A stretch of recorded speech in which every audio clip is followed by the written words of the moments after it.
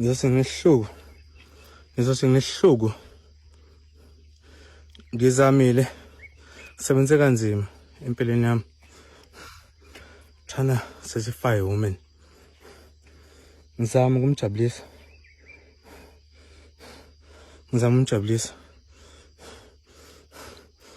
ngizama ukuthi umuntu osifazane ajabule ngizame kanzima ngiluze into eziningi, lots of money, lots of everything, but ke wazala ingane engasiyo yami ngambekezelela ngayondla wakhathala yimina wangala ngoba sizophumela uraf azamela umina wangigaba ngamgaba wavuka.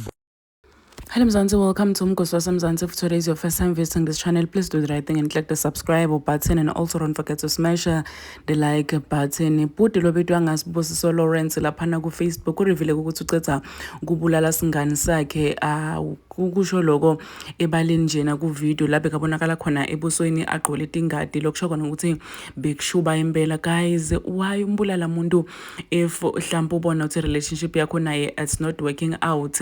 Why uthatha mphefemulo wemuntu and for you to record unetingadi tibonakala gqwele ebusweni? What about the family yaleyo ndombatane leyo? So everyone is just talking about that story on TikTok and Facebook. People are so shocked ukuthi hayibo uqeda kubulala umuntu, you are not even scared usathatha i-video. Please do comment what you think below down in the comment section. Don't forget to hit the notification bell so that you can be notified whenever I upload a new video. I'm signing out. Goodbye.